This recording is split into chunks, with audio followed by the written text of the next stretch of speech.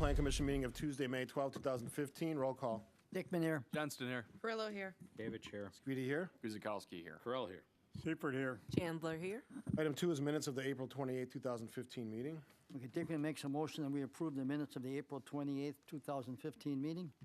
Seifert seconds. Roll call. Dickman, aye. Johnston, aye. Perillo, aye. David Chair. Squeedy, aye. Guzikowski, aye. Corell, aye. Seifert, aye. Chandler, aye.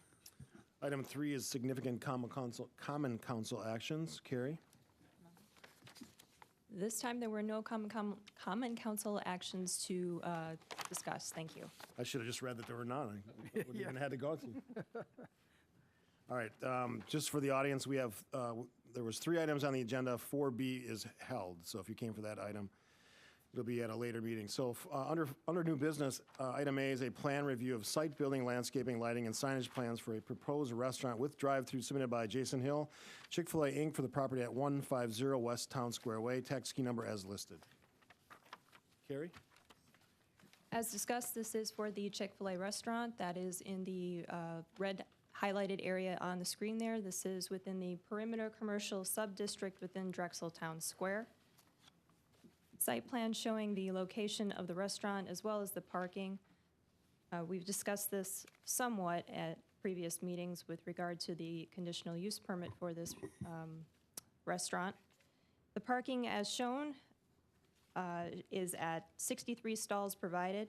Approximate parking supply and demand requirements for fast food restaurants within Drexel Town Square is about 20 stalls per 1,000 gross square feet of restaurant space. However, I will note that only 1,935 square feet will be used for dining and play space within the restaurant.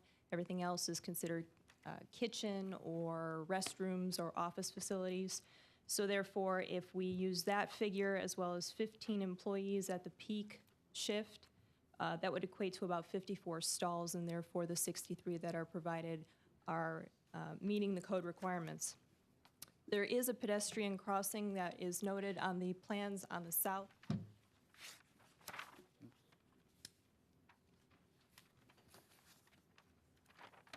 Which connects the sidewalk in front of the entrance elevation of the restaurant down to this proposed sidewalk connection here, which will then connect further to West Town Square Way's sidewalk.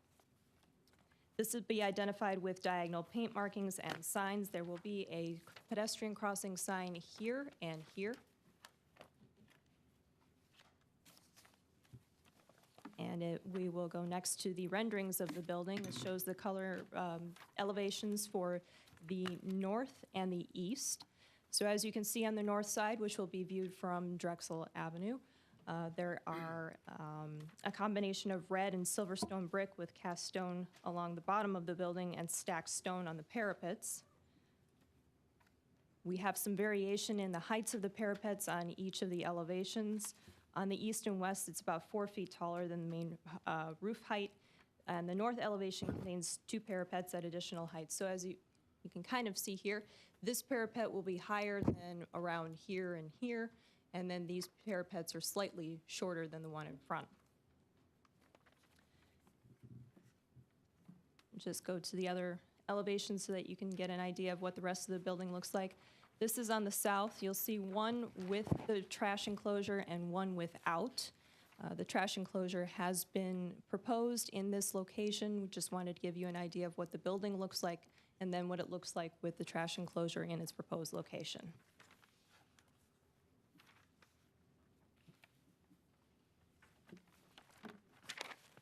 So actually, it's hard to see in the rendering, but this dumpster location is actually somewhat recessed from this one, which is further out. And this is actually a storage area, a small storage area that is accessed by this door.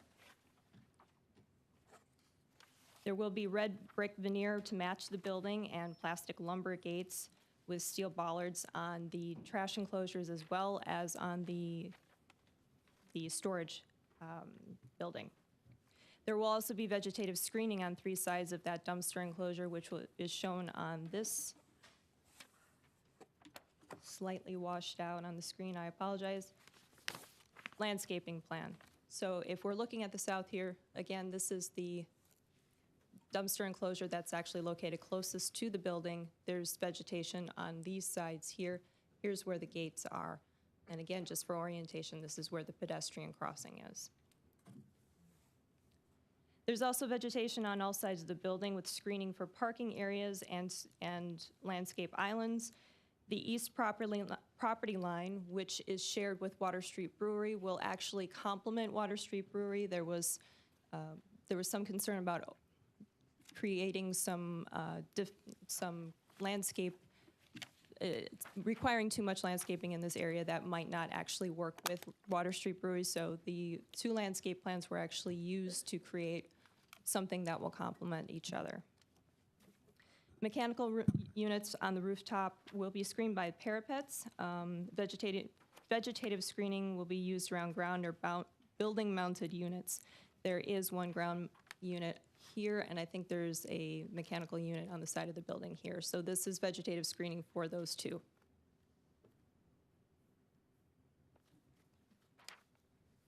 Moving on to the signage on the property, this is a layout of where all of the signage, including the directional and safety signs, will be.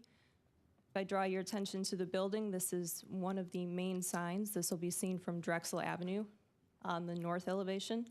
Nothing on the south. Two proposed signs on the east and west elevation. As noted in the staff report, the west elevation sign will need a variance, and the applicants have been made aware of that. This is a proposed rendering for two monument signs. One will be located on the north, and one will be located on the south. There is one change to this in the fact that the Chick-fil-A portion will actually be centered, and also the address numbers will be located on the south monument side rather than on the north. And this is what the smaller south one looks like. Just giving you an idea of what the proposed order canopies will look like. They're about 6 feet tall. Actually, I'm sorry, that's 6 feet wide, 9 feet tall. There will be two of these located right across from each other on the double drive-through lane on the north. This is just giving you an idea that there will also be a flag on the property that's about 50 feet tall. Where will that flag be? Flag will be on the north, just to the east of the building. Clearance bar to the entrance of the drive-through. And the last signage will be the vinyl decals for the hours of operation and some additional information on the two doors. The staff recommendation is that the Plan Commission approves the site and building plan submitted by Jason Hill Chick-fil-A for the property located at 150 West Town Square Way, subject to conditions 1 through 8. Mr. Mayor. Thank you, Carrie. So I'll open it up to the commission, for questions. Commissioner Chandler? For the updates that we received for the elevations, can you provide more information on what changed? The only thing that I see, and I want to make sure I'm not missing anything, the dumpster doors, it changed color, and there was an additional material added. Would Right. that be the only two things? What the previous renderings that were in your package showed you were actually the wrong orientation of the dumpster enclosures, and also there was some additional information as to the materials that would be used on the dumpster enclosures themselves. So with the dumpsters, I noticed the gates are a different color. So which one is correct? The one that you have in front of you is correct. Okay, thank you. Other questions or comments? Did you press your button again? Yeah, I did, since no one Okay. said anything. All right. I do have a question about the pedestrian connection for the facility. Is someone here to address this? My specific question is that it states in the notes that ADA compliant pedestrian connection is not available. Name and address for the record. Sure. Joe Vavrina, HR Green, 420 North Front Street, McHenry, Illinois. Which notes were you referring to? This is page 3 for the parking section, the last paragraph. What I can, Oh, go on. sorry, I can clarify that a little bit. There was originally a pedestrian connection to the sidewalk on the north side. Due to grading, existing grades out there, an ADA compliant pedestrian connection at that location was not possible. That's why you're seeing a connection to the south. So that one is compliant, the one to the Yes. south? Okay, thank you. Commissioner Dickman? I want to talk a little bit about the drive-through. Just looking at it, there's 2 lanes that you come into the drive-through, 2 lanes, and then after the orders are placed, you merge into 1 lane. But there is no way, if somebody makes a mistake, and even though you got signage there, and ends up going into one of those lanes, there's no way for them to get out of the lanes. They have to wait till all the traffic clears. Is that correct?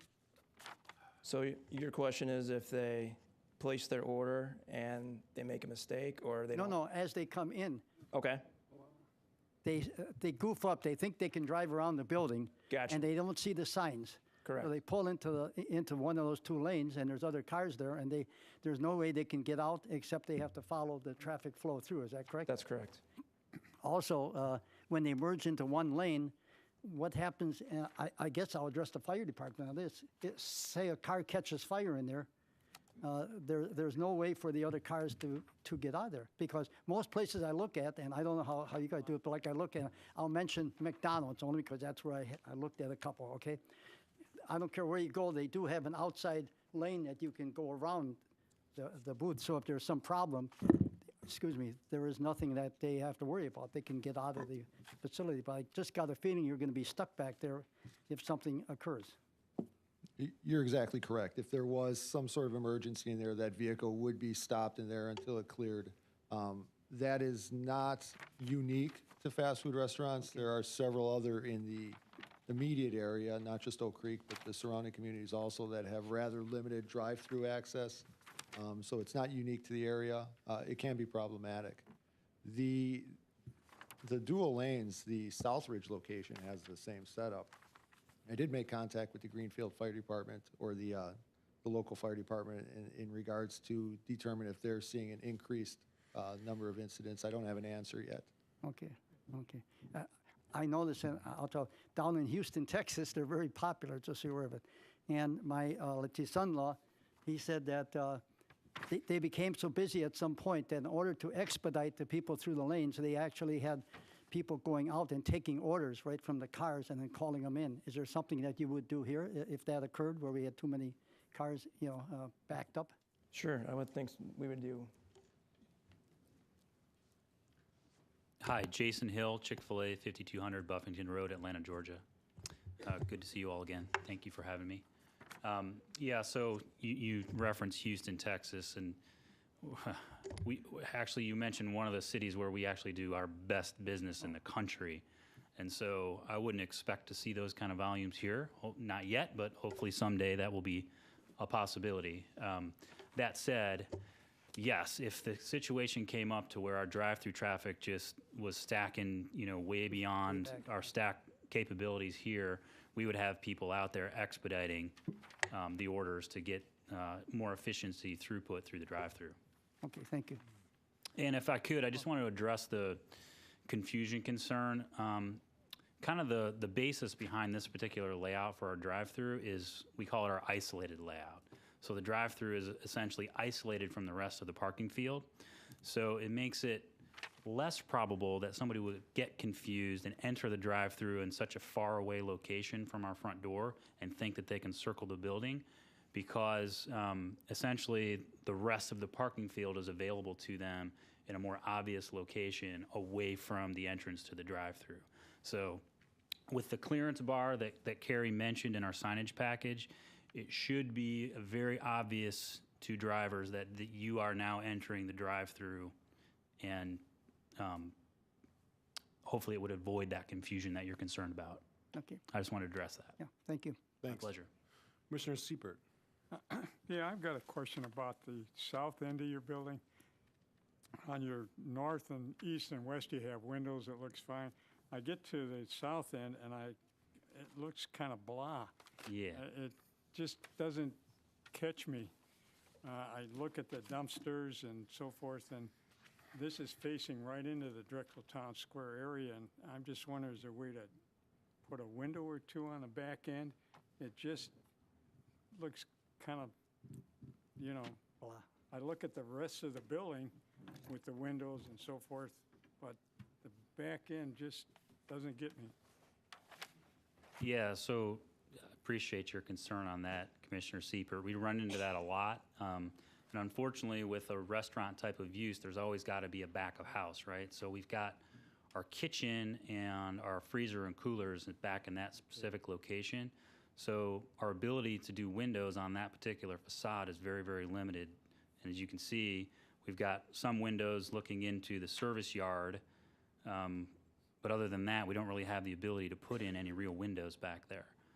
To help offset that, on the other two elevations where we do still have that limited back of house on the east and west sides, we did incorporate some faux windows, if you will, but those don't work as well on this location just simply because of the service-oriented type use of that back door. Just my opinion. Understand. I just want to help you understand the reasoning why. Right. Alderman Bekavich? Couple things. I guess we'll just stick to the south side of the building as long as we're there. The dumpster enclosures. I'm with Fred. I mean, they're just facing Drexeltown Square. You show one rendition with them there, one without. Why? I guess I want to, this is going to lead into my next question. Signage. There's no signage on the south side other than a monument sign. And then you're asking for two monument signs, one on the north, one on the south.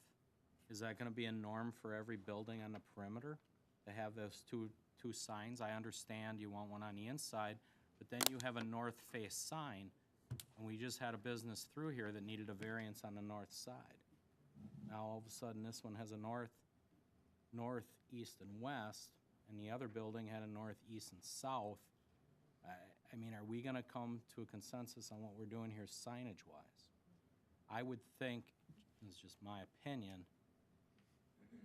you know, I'd rather give up the North Monument sign and have a building sign to dress it up, Chick-fil-A on each side of the building as proposed. Maybe give up the North Monument and put it on the south side of the building.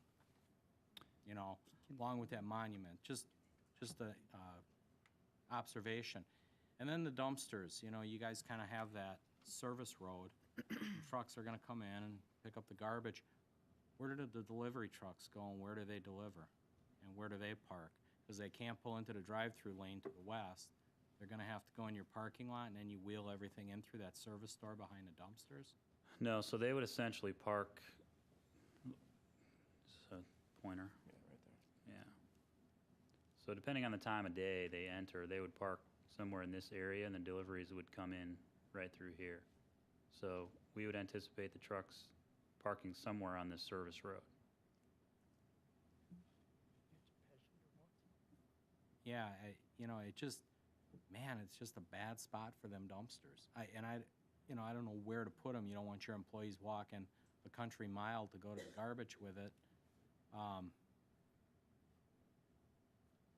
I don't know. I mean, they're nice-looking garbage dumpsters. Don't get me wrong. I don't know where to put them.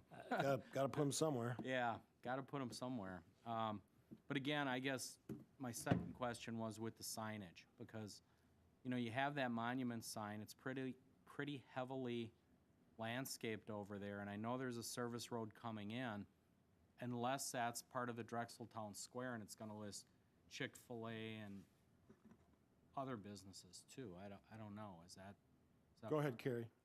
So every parcel in the perimeter commercial district is allowed to have two monument signs. One is a primary and one is a secondary. What they're showing on the north is a primary monument sign. What they're showing on the south, albeit will probably have to change a little bit due to the location of the bioretention area on the south, is the secondary monument sign. We just haven't had any other application come through where they've requested the monument signs. okay? I guess for what it's worth, if you're going to dress that side of the building up, you know, I mean, I know we're not nuts about signs. I'd throw another Chick-fil-A sign up there because you can't put windows in. It's freezer, and you know, you've stated your case. I understand that. I guess that's my 2 cents with it. Otherwise, just not nuts about the dumpster location. But again, not here to blow your plan up or anything. Where would you, Well, okay, let's say you gave up 3 parking spots where a truck could easily come in up by the drive-through or something. The last 3 spots which would be the northeast 3 lot spots, and then you created parking there. Again, you're gonna have a big garbage truck rolling through your lot. Nobody wants that either. You also have to be able to back into it. Yeah, I think there's plenty of room. I mean, here you're backing into traffic. Well, not really, because that's the service road. The Main service road, traffic but it's comes. everybody's entrance into Chick-fil-A, and it also is a feeder to whatever is east of it, which is Water Street, correct? I would foresee, real quick, most of our traffic coming in here and exiting here. Not to say there won't be potential conflicts there, but, the garbage trucks pick up once, maybe twice a day, so the opportunities for that to happen are limited. And for, what's the estimated time for a pickup? 5 minutes? Yeah. And a delivery truck parking there, how long does it take to unload? And how many times do they come? So that depends on the size of the delivery, but the delivery trucks are able to pull to the side far enough to allow traffic to get around them. And we generally try to keep our deliveries outside of our peak hours. So we're not going to have a semi-truck sitting there, over our lunch hour, which is our peak time. It's going to happen more in the morning because our breakfasts are lighter, or in the mid-afternoon. Okay. So how many Chick-fil-A's have you developed in the United States? Sites? Well, we have over 1,800 locations. How many have you been involved? Me personally, I've probably been involved with 60 or 70. And obviously you're biased, but do you look at this site location and see any inherent problems that can't be resolved with, just the fact that the trucks are only there a few minutes a day? Does the site cause you any heartache as the person that's going to develop it and run the franchise? I have to be honest with you, I've settled for worse than this. Well, we want to hear you settle. We want you to be excited about it, but No, I mean, as far as truck circulation and abilities to make deliveries without conflicts, we've had sites that are much more difficult, and this is actually a great setup for that. okay. Okay. And just on your monument sign, I assume that the reason it would be given those 2 options is one is for Drexel Avenue exposure, and the other one is for the other, what is it, Drexel Town Square Way or whatever it's called. Right, So correct. they have, along West so Town. somebody driving down that street can also say, here's the entrance to Chick-fil-A, or here's the entrance to Water Street, You right? kind of have 2 north signs then. You have the monument and the building. Right? So, just a thought, because we just had a similar business come in, so to speak. And again, it was completely reversed on what we did there. So I don't know if there's gonna be any consistency on anything we do here. And I know everybody has different needs and different wants, but, just trying to make it uniform, I guess. Doug or the staff, do you have any concerns about inconsistencies in the signage along Town Square Way or Drexel? No, and to be clear, we did actually encourage Water Street Brewery to come forward with a variance so that they could get their signs on the north side so that they would have all of the requested signage. We have been speaking with their consultant, and that is forthcoming. Okay. So let me ask you this. The Petco sits between this and Water Street, or no? No, it's on the other side. Okay, is Petco getting a North Monument sign and a South? They have only requested a South Monument sign. Okay, so it's really up to the applicant, Yes. but it is allowed. And keep in mind that some of these also have to be concerned with easement locations. The north location for the monument sign for Chick-fil-A is in a location that is outside of all the easements. Okay. All right, that's it now. Commissioner Johnson? I was just going to point out the monument sign on the south side. I gave you all the landscaping plan for the Drexel Town Square project.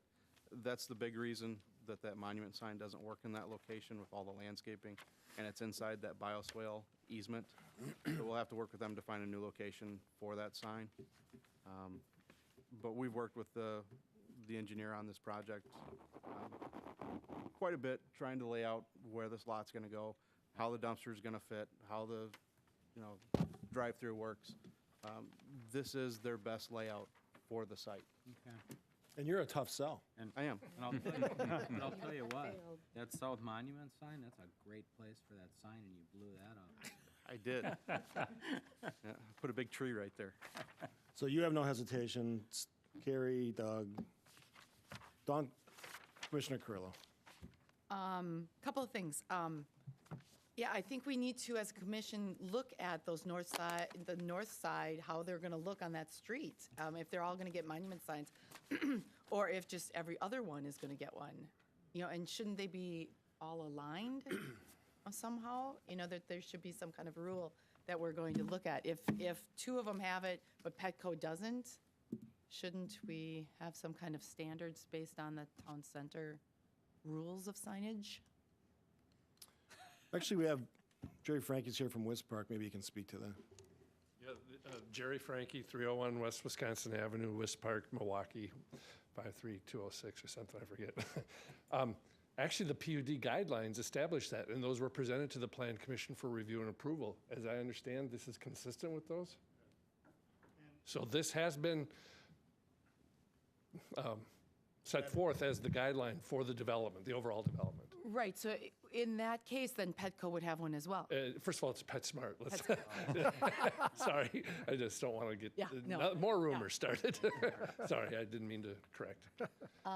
Commissioner, so are you get one as well? Are you suggesting that what I'm hearing, correct me if I'm wrong, is that we should require them to have the sign out there? No, I guess from my point of view, and we'll just say, let's say PetSmart wants one, so you got a PetSmart sign, and then 100 feet down the way, you have Chick-fil-A has one, and then 100 feet down the road, whoever may go in there, I'll just say Company X has one. It starts to look like you're heading into the Corn Palace where you see a sign every 50 foot. Well, the signs themselves have been designed can you go back to this? integrally with the development so that, the monument signs, they'll be of the same size, the same configuration. Really, the only thing that would differ is the sign panel that's on there. So from the standpoint of having some of that mishmash of signage that we've seen elsewhere in the city and other commercial corridors, I don't have any real concerns about that. The one thing I do call out as being a little bit different with the PetSmart plans that you approved, and their building is right up against that easement, and whereas Water Street's up there too, but this building's set back a little way, so even if you were to do that, it'd be difficult to have that consistent setback for signage that I think would look nice, but I'm not sure that it's realistic given the differing types of building sites that we're seeing on the perimeter outlots. Yeah, if every building was lined up, I guess, and they had adequate space, I could see where that might make sense. But I wouldn't expect to require someone to put a monument sign up there. Ultimately, I think the pet company, they would probably argue their sign on their building is their sign for that northern exposure, and they don't need another sign. Well, there's a couple of things at play here. First of all, if you remember early on in the conversation, there were a lot of people who wanted all of the lots to be developed like Water Street Brewery, hugging the right-of-way versus the typical suburban setback. Secondly, Meyer does require a 100-foot wide view corridor between buildings. So that means that the building on Lot 2 that is to the west of Chick-fil-A will have to hug Delco Way just like Petco or PetSmart does. So I think that's going to remove the need for those duplicative monument signs. But again, it's something that we can't react to until each individual comes in. Yeah. But right now, this is consistent with the approved guidelines. Thank you, Jerry. I got a couple more things. Sure. Safety, a couple of questions about the safety of your outdoor seating and your play area are right next to the lanes of traffic. Is there a wall there? Is there something to discourage children from running through? Yes, there is. There's an ornamental fence, and you can kind of see the line work for it that goes all the way around. So it protects any children. And then there's a layer of landscaping between that and the lanes. Good question. Okay. That and as well as the south side, it's facing you know, it's facing Myers, it's facing the Drexel Town Square. People are going to be driving through there. To me, it looks like a back of the building. And it is, of course, but we've asked for the hotel to make 2 front sides, you know, so that the hotel had both sides were the front facades. So I'm hoping that we could do something for that south side because it truly, yeah, a sign or something on there, something beyond a sign, I think, even if it's faux glazing, something to make that look more appealing. Maybe something up here. So yeah, so let me talk through that then. Sure.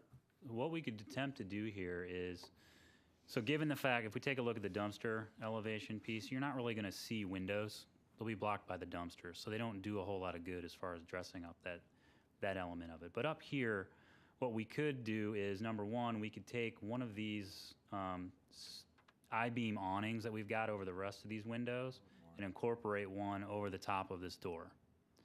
That's step one. Step two is we could incorporate a smaller parapet tower here, similar to the other 3 sides where they've got the hat on top of it. So look something like this with a Chick-fil-A sign on it. Yeah, I think that would work. That's better, That would- yeah. I agree to that. I like that idea. Sounds like you made everybody happy with that last suggestion. You've been through this before. No, I like the suggestion. I think what the commission, what I'm hearing is they definitely want that south exposure to look a little better than it does, given that it's the back of your business. Just even from the high side, if it's got something architecturally like you just talked about, or some Yeah. visual interest, so that we're not just focusing on 2 dumpster bays. And I do appreciate those suggestions, and I think they're good ones.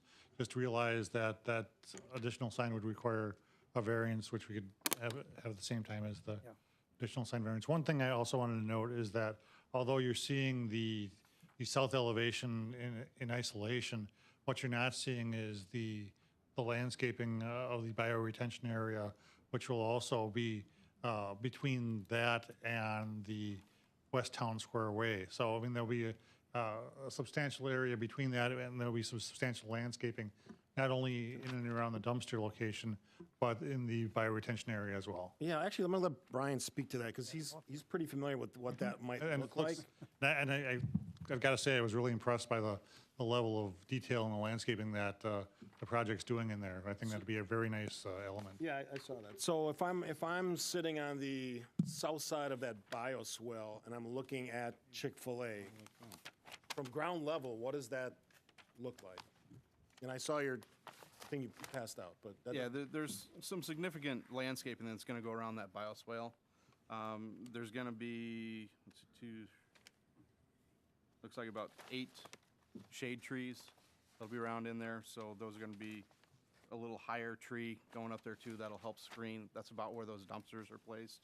Maybe just a little east of those dumpsters. So that's going to help screen and soften some of that back of house operation view from Town Square Way. And it should be a nice decorative area that's going to draw your eye to it rather than looking at the building or the parking lot that you're going to see. okay. That's a good point. Commissioner Chandler. My question is still in regards to that side of the building, the dumpsters. With the reason I brought up my original question is with the doors colored as such, or that particular material color that's selected, it just stands out. It says a dumpster is here. Is there any way to make that look better, maybe blend in so it doesn't stand out that a dumpster is right here? Well, I think the color selection is generally in the earth tone family, consistent with the rest of the brick on both the building and the dumpster. That said, I mean, we can definitely look into different options on colors. It's not a material, so I think Carrie mentioned that it's a sort of a plastic wood material, so it's one of those composite woods that really holds up well to the weather. So difficult to paint it because it's meant to stand on its own. So if we can find the right color to match the brick, we would certainly be open to doing that. Okay. But I think you'll find, and if I had a picture of an existing one, if I'd have known that, I would have brought one. I could show you just how it doesn't pop out like this. That's what I'm driving at. Okay. it really doesn't stand out that much. They're very muted. The colors are very muted. And I know in our original drawings, the dumpster doors were the same color as the brick, and it seemed to blend in better and not show these are the dumpsters here. That might Even have though just- they were incorrect. That might have actually just been the way they printed out. Oh, okay, okay. Yeah, so anything that you can do to not accent, this is a dumpster right here, that would be great. Also, where are all the mechanicals for the building? Are they all on the roof? They are on the roof, yeah. Okay. They're screened by the parapets. Yes, Okay. that's correct. Wonderful. And then I have another question in regards to the parking lot. Can you show the parking? And it's the parking in the upper left-hand corner.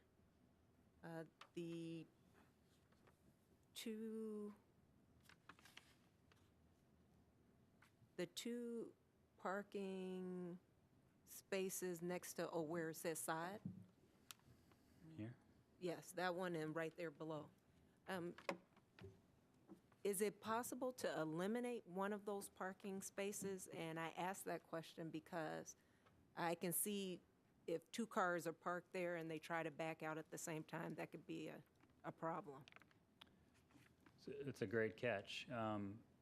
I mean, I think dimensionally they do work. I think the soft radius here gives it the illusion that the cars would be conflicting with one another, but we have enough room in this landscape island here to slide it all down to the east, just Okay. to help give a little bit of separation there. We'd be willing to do that. Okay. And then finally, if you go to the bottom, Carrie, with the new walkway, what kind of signage do you have in this area, since there's a lot going on in this space? You have, Here? yes, So there will be pedestrian crossing signs here and here. okay. I don't know if did those show in the signage package, Carrie? Do you know? They should. Yeah.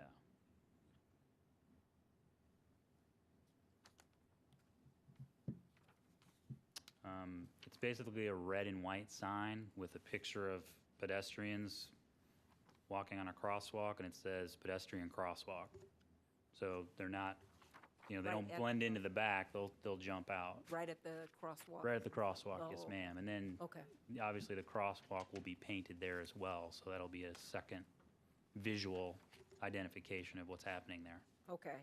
Because the reason I asked that, because what I heard you say is that there may be a truck there and you can bypass this truck, even though there's a truck sitting there. I just don't want it to be an accident that someone gets hit because you kind of don't know that they're coming out or, Oh, sure. yes. So will you be able to see these signs with your service truck in that area? Unless Yeah. you're changing all of that. The sign is actually on your screen. Here it is. So it's on both sides? Both sides of the crosswalk. That's Okay. correct. Thank you. My pleasure. Alderman Bekavich? My last comment, I want to thank you guys for the suggestions you came up with, and I encourage you I like the tower idea, and I also encourage you to get the variance on the south side. To Commissioner Johnston's point, when you really do look at this landscape print that he gave us, or layout, the dumpster argument really does become moot because it's really pretty well landscaped. Brian, that's really a good point. And I probably wouldn't have pressed it as hard if I would have been thinking ahead to look at that. But again, I think you'll be okay with that. But again, you truly have a four-sided building. There's really no back to it. I mean, you're exposed on all sides. And again, we're picky about signs, but like all the businesses, I encourage you to be successful. And I mean, some people can consider that almost the front of your store too, depending on which way they came in Drexel Town Square. So that's it. Otherwise, I'm okay. Great. Commissioner Carrillo? Have we met the glazing requirements for the area? The glazing requirements have been met, except for obviously on the south side. Now, there have been some treatments that were added to the building to add to the fact that there were some faux windows that were used. I don't know if it's actually spandrel or just Yeah, a different yeah. kind of glazing, but the awnings that were incorporated, and there were some different changes. There were some, I think they're called transom windows, added above the awnings on certain locations. We worked quite extensively with the applicant to make sure that we had some treatments to the building that would fulfill up to 50% of the glazing requirement as per the PUD, with such things as awnings and the transom windows and some additional treatments to the building. So it's a long way of saying on most of the elevations, yes, with the exception of the south. But we've already discussed some treatments to the south that would help with that angle as well. Commissioner Dickman. I was just, excuse me, looking at the bioretention area again, and I'm looking at the type of trees and plants we're going to have there. And, you know, at the start, you may not be able to cover as much of the south area, so you can't see. But as those trees and bushes mature, I agree with you. It's going to, you know, really cause a softening of the south side. And I did want to ask on the trees, and I guess that would be Carrie or did the city forester, does she get a chance to look at these? Has she agreed with them that they're the type trees that we need? She did? Okay. She did look at these, yes. Okay, thank you. Everything on almost the entire site. Commissioner Chandler. I have a question about the flag. So what is the standard that we have for flags? And I only ask that just in case each of our locations, they may want a flag. Is that acceptable? We generally do not regulate flags. We don't? Okay. Thank you. For all the obvious reasons. Any other questions? Alderman Bekavich. Real quick, in condition 5, they don't want to approve the sign on the west elevation or the secondary monument sign on the south side of the lot are not approved. They have to come for a variance for that? Well, the location of the secondary monument sign, as we've noted, is actually within the bioretention easement, which is not an encroachment that is allowed. So we are working with the applicant to find a suitable location, which may end up being possibly over on this side here. So it's just switching from one side to the other. That's a possibility. And the west building sign? The west sign, the sign on the west elevation of the building is actually one more than what is allowed by the PUD. So that was what would require a variance. And then also on the south side, as was mentioned tonight, that would be included in that variance request. Okay, just wanted to be clear. Thank you. Sorry, so as opposed to not approving the secondary monument sign, given the location requirement, what I might suggest is if you feel comfortable with the design of that, which you should because it's standard to DTS, is that you leave the discretion as to placement to the city engineer. Okay. Okay. Could, Go ahead. could we add something about the south side of the building? You know, we're giving them the latitude to do something with it. We're directing them to Anything you work could with say? staff on that, aren't we? Rather than making it a requirement for having a sign on the south side, I would just encourage the applicant to include that in their variance request for when they go for the west side of the building. Okay. Now, I think that work with the applicant, hearing the comments tonight and the fact that one of the suggestions was to add a parapet to kind of accommodate that sign. I assume that they're willing to do. We definitely will add that to our variance. Okay. Yes. And just a note that we do have language at the end of condition 5 to allow the city engineer to choose that secondary monument sign location. Yeah. Does that satisfy you, Commissioner Dickman? Yes. Yeah. Commissioner Johnston. I think Commissioner Dickman got it. We don't need a separate recommendation or variance on here for their conditions of approval for the building changes. Okay. Seeing no other questions or comments, we need a motion on 4A. Kavich will make a motion that the Plan Commission approve the site and building plans submitted by Jason Hill, Chick-fil-A, for a property located at 150 West Town Square Way with the following conditions. 1, that all building and fire codes are met. 2, that revised landscape plans are submitted for review and approval by the Director of Community Development prior to the issuance of building permits. 3, that all technical corrections including but not limited to dumpster enclosure detail, sign survey, photometrics, et cetera, are made to the plans and submitted for review and approval by the Department of Community Development prior to the issuance of building permits. 4, that the final lighting plans, including luminaire type, pole type, color, and height, are submitted for final approval by the Director of Community Development upon written recommendation of the electrical inspector prior to the issuance of building permits. 5, that the wall signs on the north and east elevations, the primary monument sign on the northwest corner of the lot, and the order canopies and the vinyl decals on the entry door as proposed are approved. The wall sign on the west elevation and a secondary monument sign on the south side of the lot are not approved. The applicant may submit a sign appeal request for the wall sign on the north elevation. Should I add and south? If I can add a correction, that's actually a typo. It should be the west elevation. Oh, you're correct. I'm sorry. As noted. So the applicant may submit a sign appeal request for the sign on the west elevation. Should I add south to that? That's at the applicant's discretion. And the south side at applicant's discretion. The placement of the secondary monument sign on the south side of the lot within the bioretention easement is subject to review and approval by city engineer, or is it planning? And city engineer. The engineer right here. 6, that the plans addressing grading, drainage, and stormwater quality, including the use of best stormwater management practice, be approved by the city engineer prior to the issuance of building permits. 7, that all mechanical equipment is screened from view. 8, that all water and sewer utility connections are coordinated with the Oak Creek Water and Sewer Utility. And we did not need a recommendation on the awning or the tower, correct? Okay, Dickman seconds. That's not a condition. I'm sorry. So, You're done? okay. What's your Dickman seconds? Dickman seconds, roll call. Dickman, aye. Johnston, aye. Grillo, aye. Kavich, aye. Tweedy, aye. Guzekowski, aye. Perl, aye. Seifert, aye. Chandler, aye. Good luck, gentlemen. Thank you very much. You're Appreciate welcome. it. Have a good night. Guys. All right, as I said earlier, 4B is held at the request of the applicant. Moving us to 4C, it's a plan commission.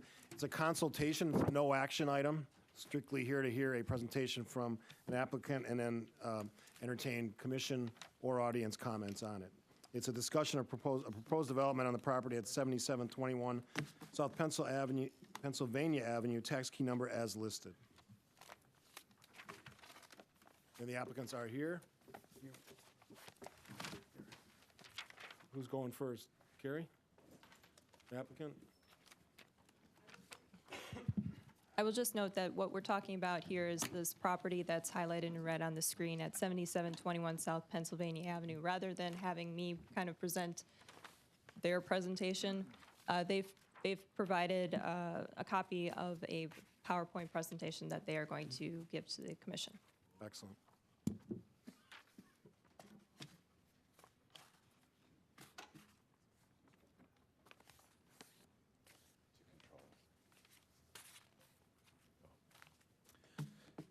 Good evening, everyone. My name is Ryan Schultz. I'm president of HSI Properties. I appreciate the opportunity to address the Plan Commission this evening. We have built several communities in and around the Milwaukee area. This is our first proposal in Oak Creek, and we're excited about the prospect of working in your community. With me this evening is Tony DeRosa, who's a partner in our office, as well as Carl Tomich. Carl Tomich is the president and CEO of Westridge Builders. We're working in partnership on this property with Westridge. Westridge is a very well-known custom home builder in the Waukesha area. And our office is based out of Brookfield. As alluded to already by staff, we're here tonight to discuss a proposal for this property. It's conceptual. We're not looking for any type of motion or approval, but more of a kind of an open session to gather your feedback for what we think is a great vision for this property. Tony is going to go through the particulars of the site plan and what we think the merits of the proposal are. But what I wanted to do is just share a little bit of information on our company and how we've done this successfully in other communities. HSI Properties has approximately 25 years of real estate development experience. We're an at-risk developer and focus on mixed-use multifamily, commercial, particularly industrial property, and now we have our first healthcare project that we're working on. To date, and with our current pipeline, we manage approximately $175 million in commercial property, along with our investor group, who is local. We're a very well-capitalized local development company. We're a long-term holder of real estate. All of our multifamily communities are positioned for long-term management. We're not a merchant developer looking to approve something and then flip it to a builder or an end user. We're an experienced multifamily developer. Here's a small sampling of some of our multifamily projects, but I thought I would bring some visual aids here and just go through, I guess, some of the bigger projects in our portfolio. This is a industrial office and industrial building that we constructed in the Menominee Valley, just east of Miller Park in Milwaukee. It's leased to trade show exhibit company, National Trade Show Exhibit Company, Jersey Display. This building is approximately 180,000 square feet. And actually, when we constructed it back in 2007, there was a site in Oak Creek that was a finalist between those two. And for reasons by upper management within this company, primarily location to employees, they chose the Valley, but they were certainly interested in building this facility in Oak Creek as well. The second building is the Junior Achievement Coles Education Center. This is a building that's built at Park Place in Milwaukee. It's owned actually by Junior Achievement. It was financed through Coles, who's the lead sponsor in the building. It's a national nonprofit mixed-use office facility. This third project is a facility that we own in Atlanta, Georgia, a suburb of Atlanta. Again, it's leased to Jersey Display. We also have represented them in several other markets across the country. This project, which you may be familiar, was built in Wauwatosa. It's the Enclave Luxury Apartments. This project, along with its first edition called the Annex, totals 200 market rate luxury apartments. It's built at 62nd Street and State Street in the city of Wauwatosa. It was constructed in 2009. That project, the Enclave, was financed in a otherwise turbulent financial time. It was financed through FHA, through HUD financing. There was really very few lenders, so it was kind of a pioneer of its time, and it really led to kind of the surge of the change in what I view as multifamily housing. This project, River Point Apartments, is actually a project that we're working on in partnership with Westridge. It's located on North Water Street in Milwaukee, along the Milwaukee River. It's 87 market rate apartments with parking beneath the building. This project is the Standard at East Library. This project's located at 1910 East North Avenue on Milwaukee's east side. It was completed in September of last year. This project includes 99 market rate apartments, a 17,000 square foot new branch for the Milwaukee Public Library that they own, and a small sliver of retail space.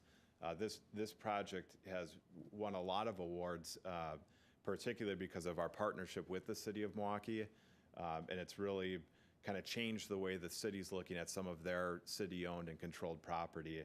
And already there's 2 or 3 sites that they're looking to replicate this process. This is a project called Well Street Station. It's being built in the city of Delafield right now. Our first building opens in August. This is 58 market rate apartments. There's not a retail component here. This is more of a suburban style complex, but again, market rate, very high quality, very high level of finish. State Street Station, which you may have seen in the paper recently, was approved in January. This is a project that's going to be built in the heart of the village of Wauwatosa. This is about a $42 million project. It includes 160 market rate apartments, above 23,000 square feet of retail, and 2 floors of parking, which includes public parking. If you're familiar with the village of Wauwatosa, parking's at a premium. So we were able to create a really neat and desired public amenity with this project. We hope to be under construction by November on this project. Finally, this is a facility that will be under construction by hopefully next Friday in the town of Delafield.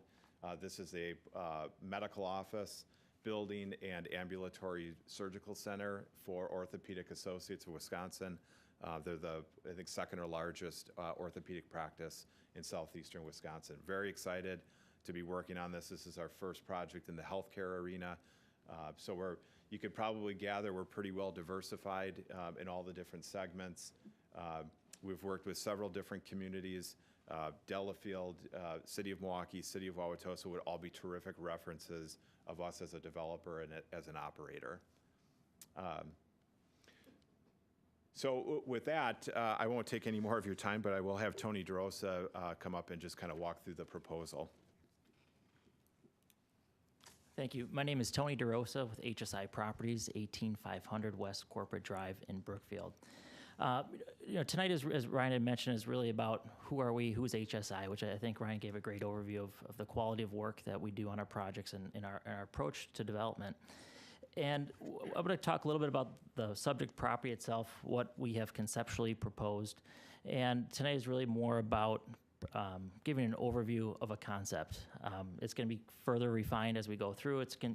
We've already made some changes and revisions since what we originally submitted, but really wanted to give an overview of the site, what we'd like to get feedback on this evening as well.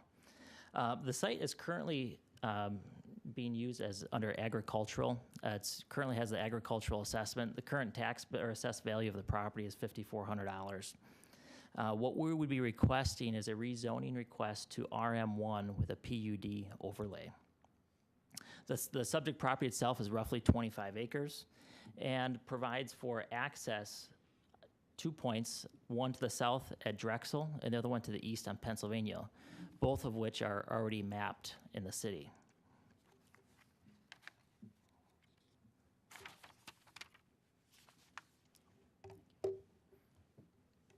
Did I do that? Okay. All right, so this aerial gives a bird's eye view of the property located at the northwest corner of Drexel and Pennsylvania to the east. Life Church is the building that you see just south of the red outline parcel.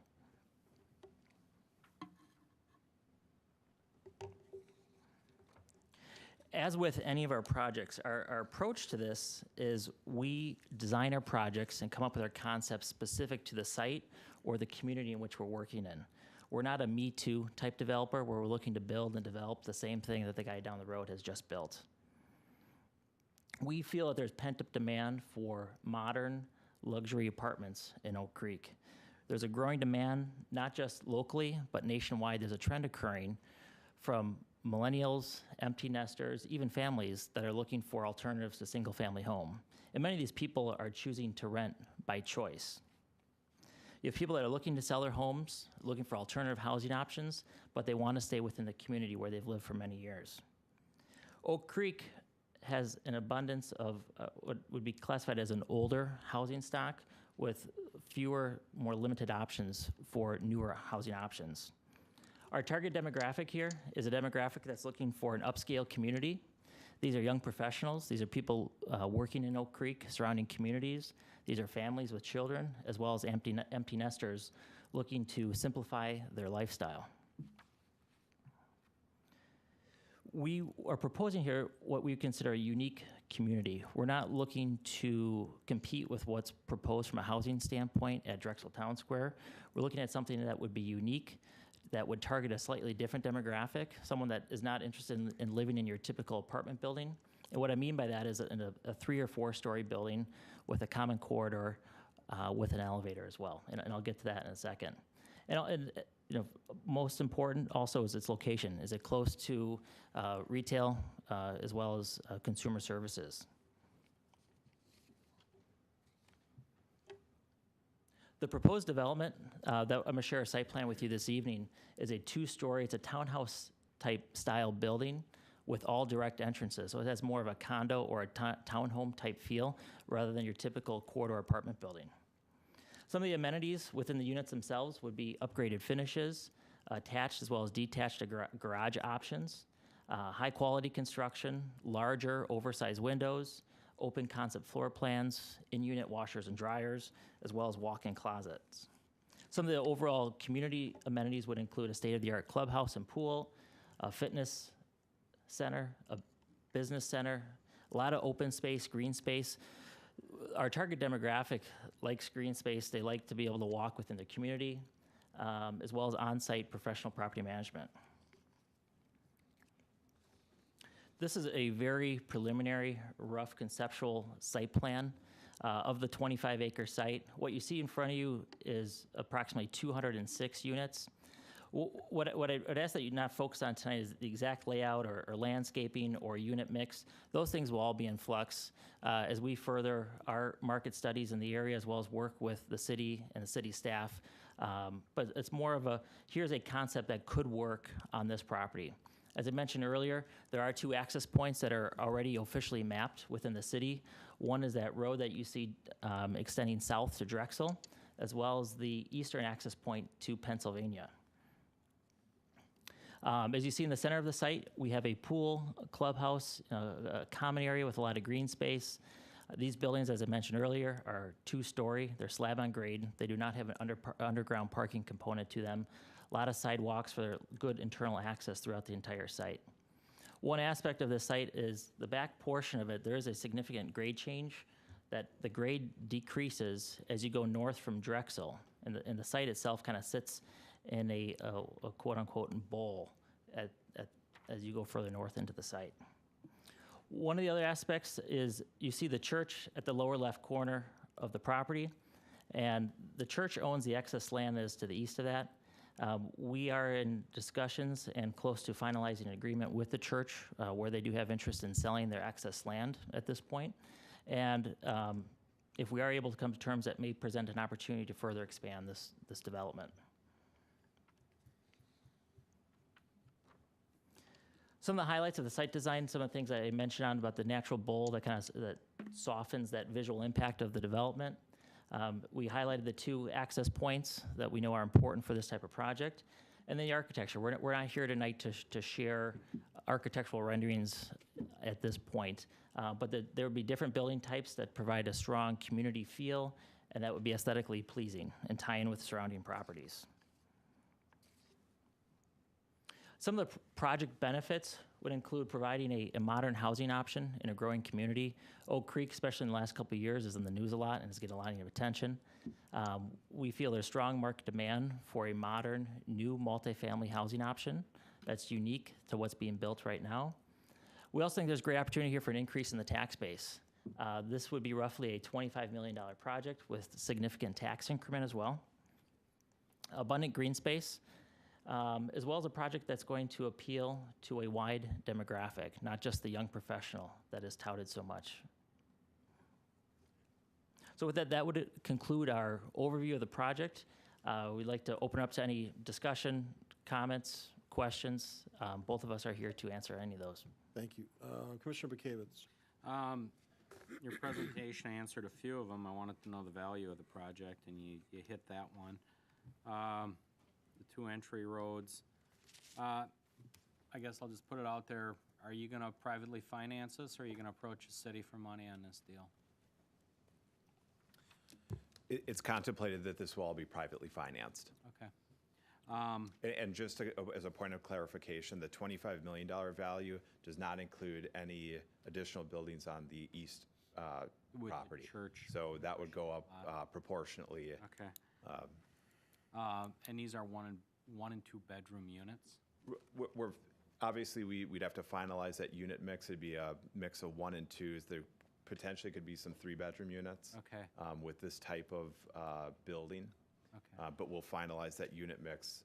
Once we engage our architect and they start laying out the buildings, then we'll decide exactly how that mix. Okay, and then just kind of educate me, because I'm familiar with the Enclave and Standard East you guys did, and you described them as market rate apartments. Is that just the average norm in the city, or? in the development world, what's market rate versus what you're proposing? Yeah, it's probably a kind of confusing nomenclature, but market rate I would describe as priced with what the market will bear. So there's no restrictions on affordability.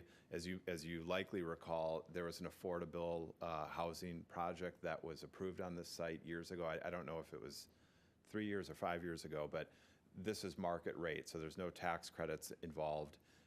We will price them accordingly with what we think the market is. Okay. And then I guess my last question kind of goes to Doug. The zoning, does it fit our master plan down there as to where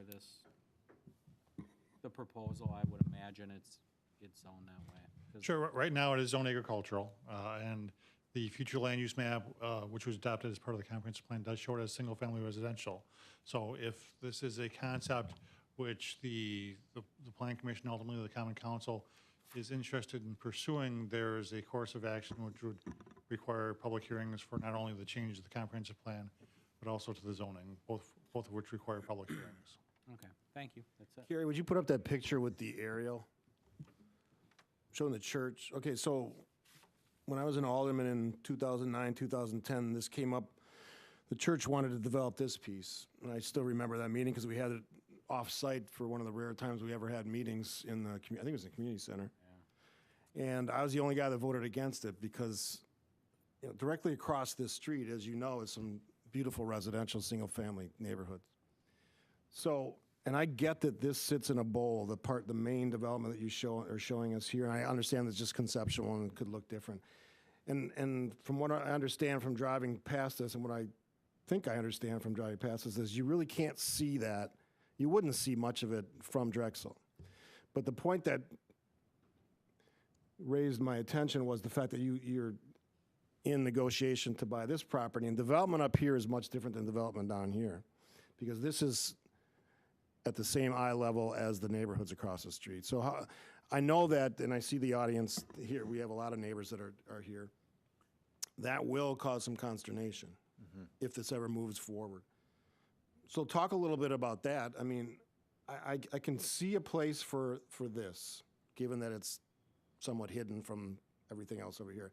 But I can't make the same argument when I see this on the top of the hill. Okay. So I guess my response to that is, if we do acquire the church property, we would propose some structures on that site.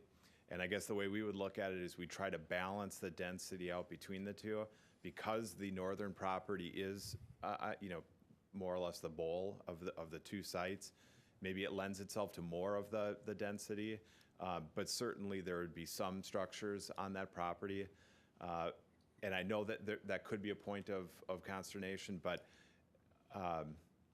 I'd like to argue that what we put forward will be so architecturally pleasing that I think it wouldn't be something you wouldn't want to see. It'd be something you would want to see. Yeah, I mean, I have no quarrel with the buildings you build. You do first-rate stuff. No, not even a question. It's just I having gone through that and listening to those arguments, those lengthy conversations with residents in that neighborhood, that would be a point of contention. No, and I can appreciate that comment, and part of our process would be when we get to that level and we have elevations, we'd host an open house and we'd let people come over and take a look at them and lend their comments.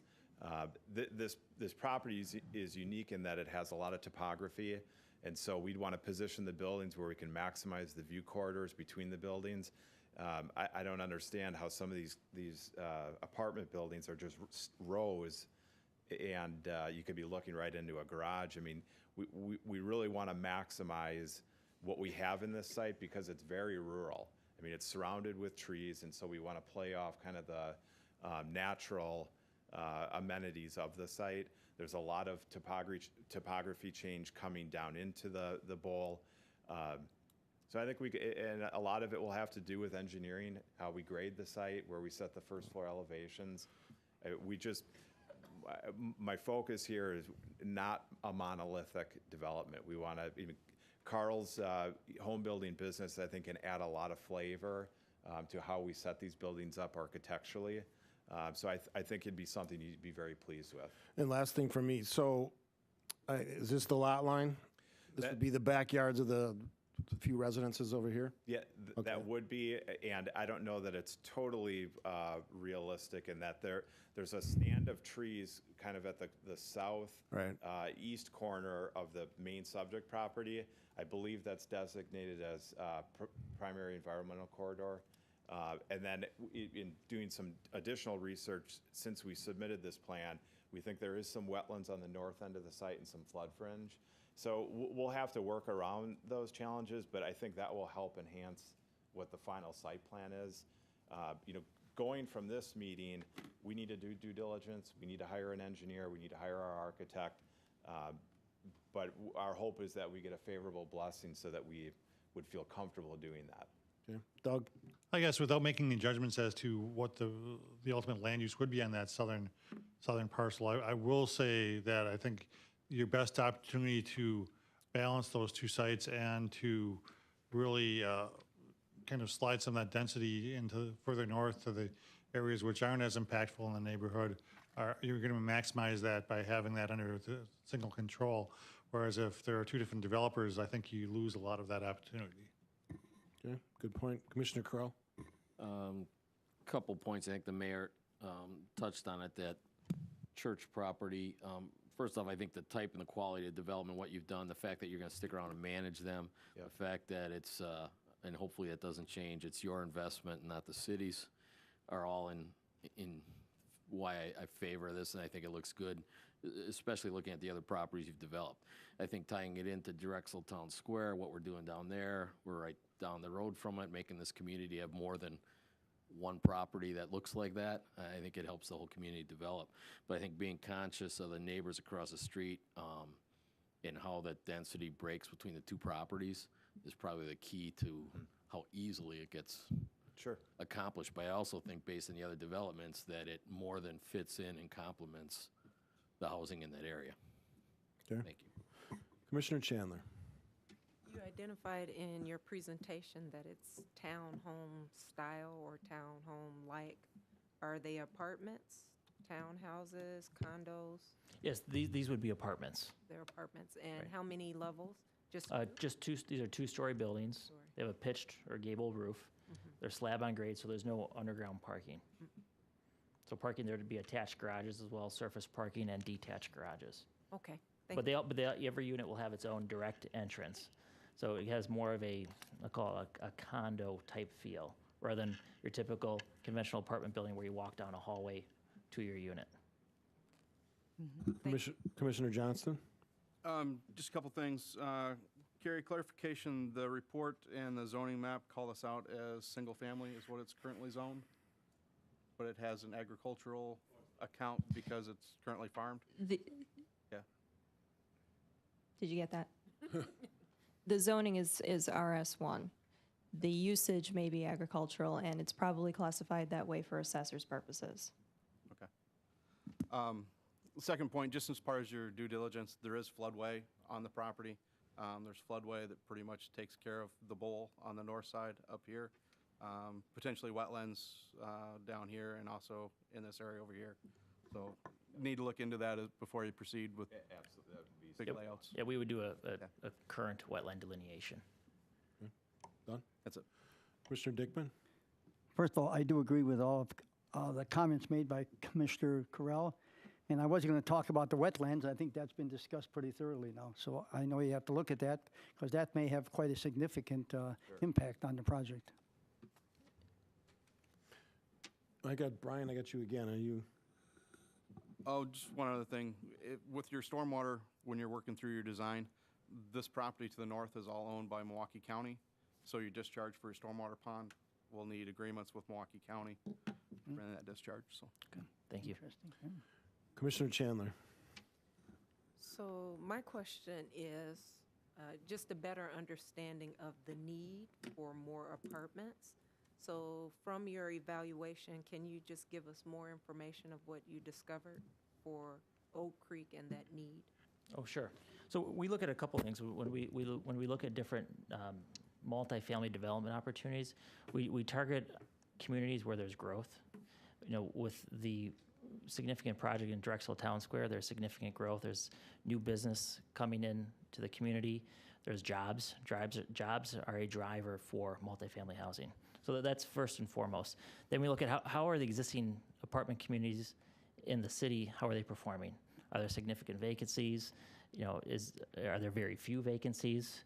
And that's what we're seeing right now is a relatively small percentage of vacant units within the community. And then we look at where's there opportunity.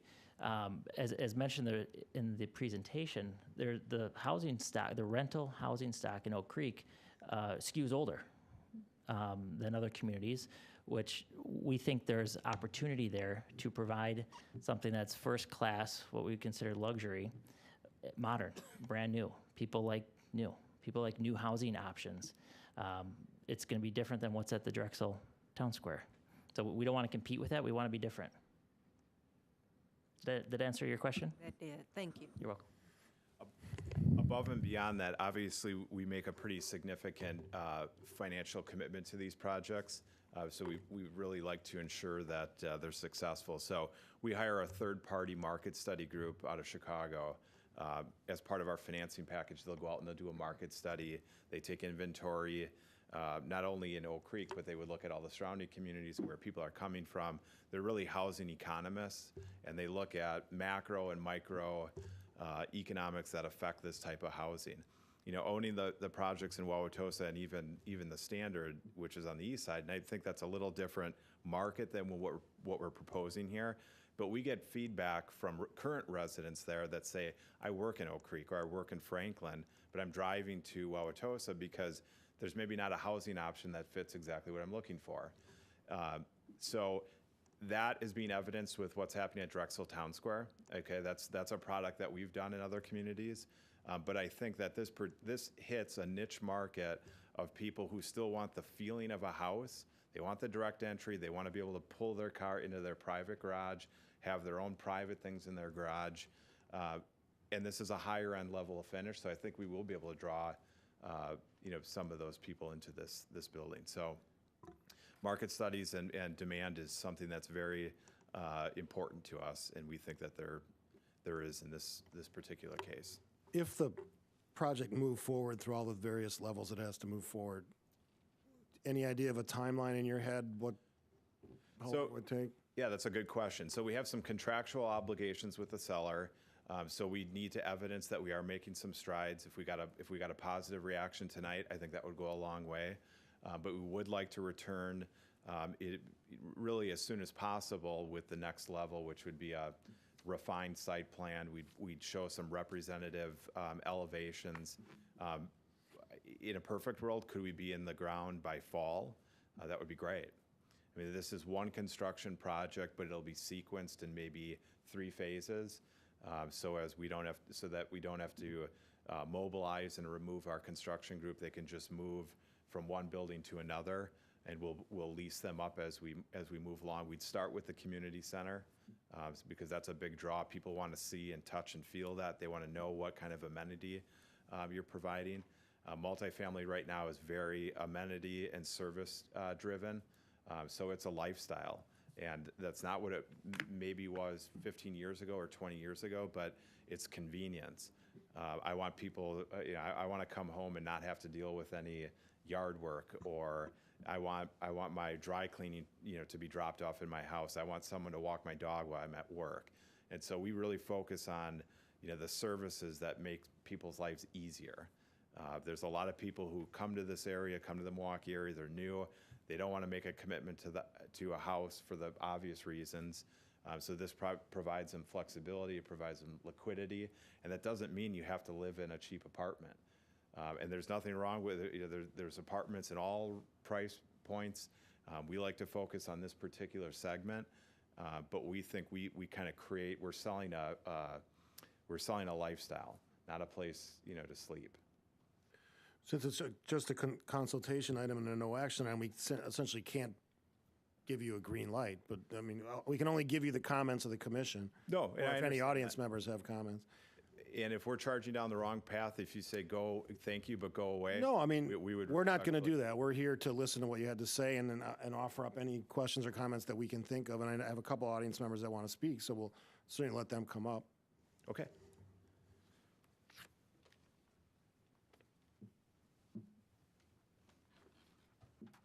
My name is Tony Miranda. I live at 7675 South Pennsylvania Avenue. My lot would attach to this center. First of all, I want to say that I appreciate what this commission has done in the town center. And I watch how you watch every little detail, like Chick-fil-A's signage and where they're going to put their dumpsters. That shows the great love that you have for that town center, and I know the work has been tremendous. I've talked with Doug about it. So, you know, I commend you guys on that. On the same page, I've lived in my home for 38 years. My wife lived on the next door home since she was born. And I won't tell you how many years ago that is, but it's a lot. You know, it's a very rural area. We have trees, we have wetlands that we deal with.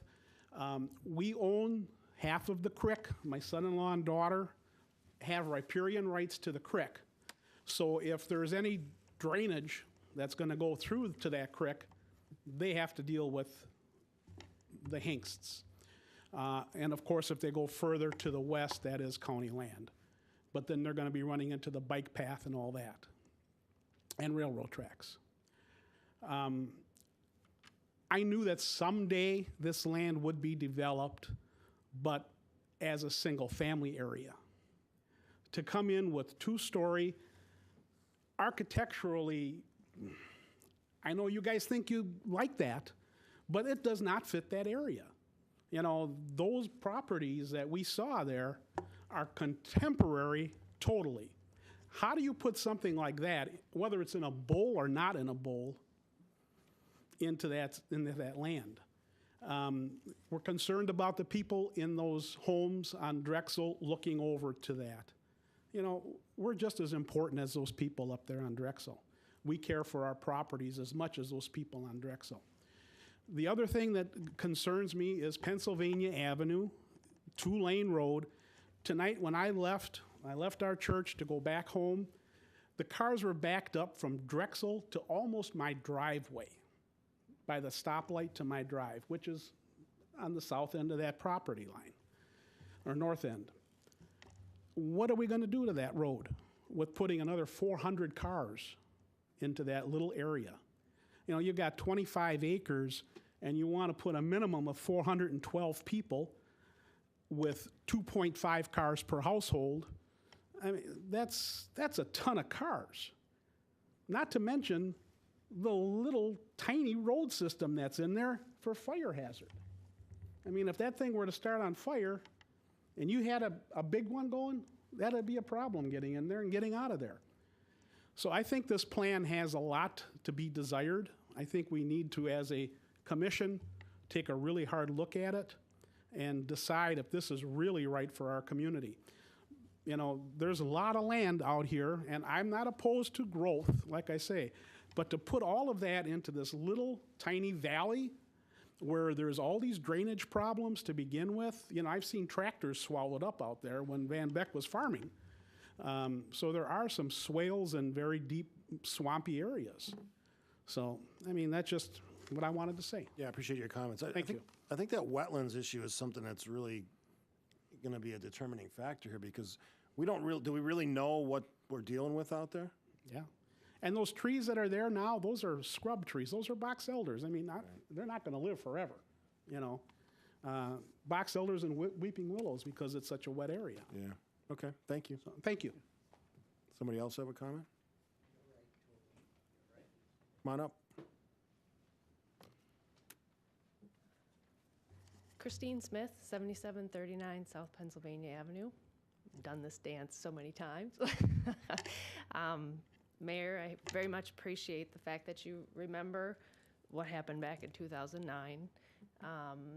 But I think it's also important to note that all of the folks that are sitting in this audience are from Pennsylvania Avenue and not from Drexel Avenue. So I just wanted to make sure that everybody is aware of that. And I'm assuming that that's because the Drexel Avenue folks probably weren't noticed because they live too far outside of this. Is that correct, Doug? But Yeah, so yeah. You're right. So, and we did consider notifying them. I'm sure I would hear from them.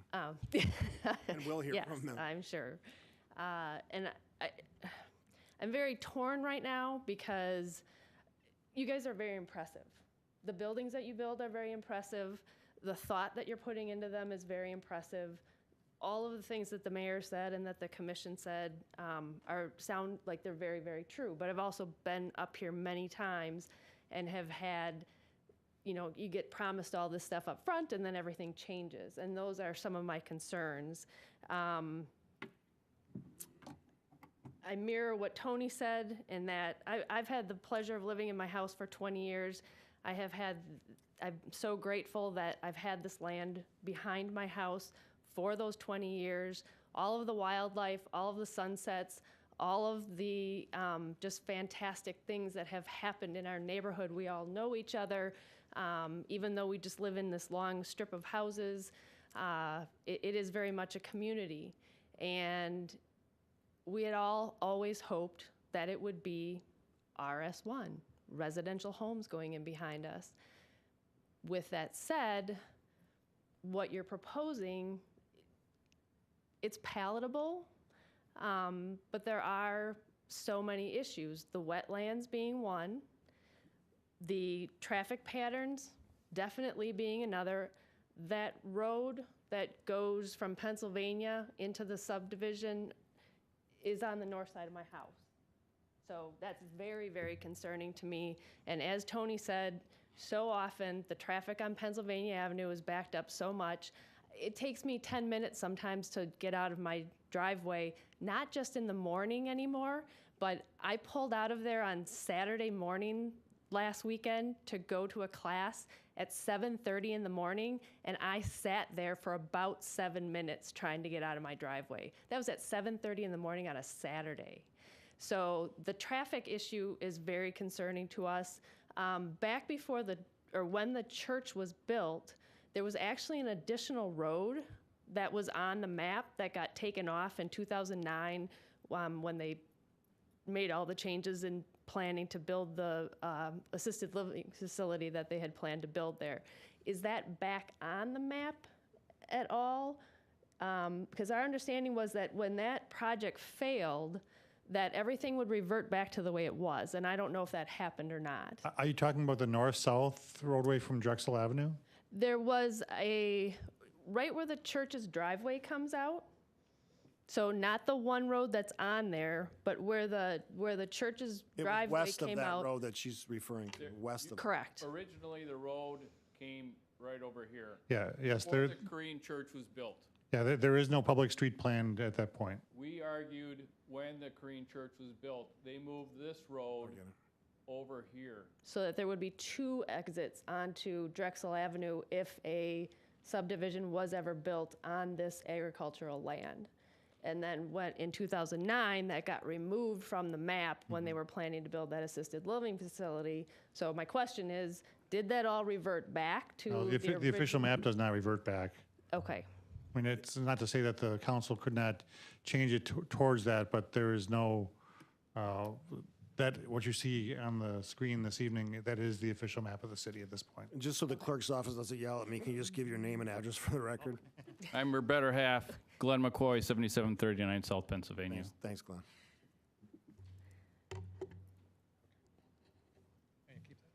So another concern of mine, you've answered my questions about the traffic. Did the zoning revert back to RS1 on that same piece of property east of the Korean church when that project didn't go through? That, we'd have to check and see what the specific conditions relative to that development were. Okay, because I noticed that was the one piece of the map there that doesn't have any designator on it, so we were curious as to what that had come. And that's also so that you guys are aware, there's all these things going on that property. Might cause some difficulties at some point. Another question I have would be whether or not there are going to be any low-income units that are included in this, or is it all high-end you said it's all market value, that kind of thing? Okay. So some of the things I would think about if I was a home buyer, it's right next to the railroad tracks. It's right next to the extension of 794. It's right in the flight plan. Just some things to think about in terms of, again, are we risking putting in these multifamily dwellings into a single-family neighborhood only to have them not do as well as hoped because of the surrounding area and the things that we've all learned to put up with over 20 years, and don't necessarily mind most of them. But so those are some things to consider as well. And other than that, it's mainly about we've lived there all this time hoping that it would be single family, that we would not have 200 cars driving past the north side of our house every day, and just ask that you take that into consideration. And again, with that said, at some point this is going to happen. Something is going to happen, and we don't want to say no to something only to have something less desirable come along. So I think if you are as open and willing to work with everybody in the neighborhood to come to agreeable solutions, this could potentially work. Okay, thanks for your comments. The one thing about the railroad tracks thing, currently one of the most expensive apartment complexes located directly on the tracks, and our future most expensive are going to be located directly on the railroad tracks. So for some reason, no one cares about that. I don't know why that is, but Just a thought. yeah. Otherwise, great comments. I was going to say the same thing. We Yeah, have two that are right on railroad Yeah, tracks, and it's great. Some people like that, I guess. if I could just make one Sure, other go comment, I appreciate the neighbors coming up and voicing their concerns. That's not the first time that's ever happened with one of our development projects, and I expect if we do return that would be the case. The issues that have been brought up, even just in this short stint, are challenges, and I've always said, I can't wait to do a project, an easy one, and that doesn't exist. So there's always something that you have to engineer or design around. It could very well be that the flood plain and that the wetlands on the site make development totally infeasible. But we have looked at what the current zoning is. The seller has reached out to several home builders, even production style home builders, and there's not an interest in that. And that particular segment has suffered the most because it's not as easy to build a first home as it was 10 years ago. Financing is not available at 95%. So fire, traffic, those are challenges that we'll work around, we'll design around. And all I can say is, I'm relatively younger in my career. I can't use this as a speaking point anymore, but I have to put my name on these.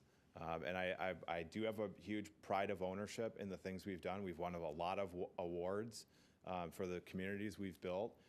So I'm not looking to just throw up something to turn a quick profit. I mean, this is something that I really think could enhance your community, and I want to put my name on it. So, Yeah. And I can attest that I've been at award ceremonies where you've collected awards for your design and some of your projects. So I know that you are committed to doing something that's worthwhile and actually enhances the neighborhood that it's in. So yeah, and these are the stakeholders. I mean, we're Absolutely. the people. I'm here in a tie, to get it approved, but I'm in the job trailer, when we're building it. So I'm in every step of the process. yeah, I appreciate the conversation. We don't do this that often. I think we probably should get in the habit of doing more often when we're fleshing out big projects. I think it's helpful, especially when you get the neighbors involved and the commission has a chance to ask whatever they want without the pressure of necessarily having that make that immediate decision. Yep. So I appreciate you guys coming out tonight. Thank you. Anything else from the? Oh, go ahead. The fire guy. I think it would be useful at this point just to bring one point of information to the commission. Currently, there are, as pointed out early, 2 access roads identified for this project, one onto Pennsylvania and one onto Drexel. I think the access roads generally will be a point of contention and the disruption to the area. The fire department will pursue 2 access roads. Wherever they end up, they end up. But I would make it clear at this point that we would pursue 2 access roads. So I think going forward, just to be aware of that. Thanks for that. Alderman Bekavich. Just a couple of 2 cents here on, I agree with the mayor completely. I think it's nice to see that the residents turned out and understand completely what you went through. I was here during Life Creek and the whole thing, and people are gonna pursue that. I understand the builder, the appetite for single-family homes just isn't there. You're gonna see things like this. I think the lady that came up made an important statement. She said it's palatable. It can be if you work together to pursue this, if it even works financially from his end, you know, given the wetland situation and what have you. The traffic is unfortunate. Maybe 2 access roads don't enhance the problem. As Assistant Chief Kresick said, they will pursue it and they have to have it. So those 2 roads would go in. I guess I would encourage you to look at it, but work closely with the neighbors. Again, I personally, when Life Creek came along, I voted for Life Creek. I went through the neighborhood on Drexel Avenue. I knew where you guys sat. I walked around in the rain. Pennsylvania was having nothing to do with it. I went through Drexel. Quite frankly, you guys are far more affected than anybody up in that Drexel subdivision. Because there's people that built gigantic homes on Drexel Avenue that are far blocking the view for anybody that's on Barnard Way or wherever the heck they are. So I'd be more concerned with what the water retention does and things of that nature there. So I encourage you to work with them. And again, keep in mind it could be palatable, but you know, it's got to work for everybody. But the mayor made a great point. This is a good discussion. Last comment? Glenn McCoy, 7739 South Pennsylvania. I don't know if it was, I'm not going to go over everything that she went through. I was just wondering if it meets the density for the acreage of density of population in that area. The other thing that before it was just this was just one great big cul-de-sac. And with the cul-de-sac, I just wanted to make sure, were you talking about another exit off of, you would go for 2 off of Drexel, or because that was the original plan with the one cul-de-sac, that other road would be right here, so you'd have 2 off of Drexel on the plan prior to the apartment building going in. Now, that road access into the cul-de-sac, I believe, was considered for single-family residential. That's generally where you see the cul-de-sacs. As far as multifamily, there will be 2 access points, but we're open to discussions on the location of those access points. So can you go back to that other, or did I So you're not saying they'd have to have 2 on Drexel. You're just saying there has to be 2. So there has to be 2. Right. Yes. So the Manitowoc, really Manitowoc, and then the one off of Drexel are those 2 that you're talking about then? Can you go back to the main? That one? Yes.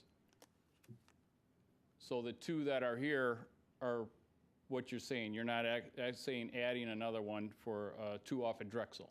Correct. Correct. Working on the premise that they pointed out that they had 2 access roads with their presentation, one on Penn, one on Drexel. If there's a modification to the access roads, for instance, if one is too disruptive to an area, we would still pursue another access road. If one was eliminated, we'd look for another location. Okay.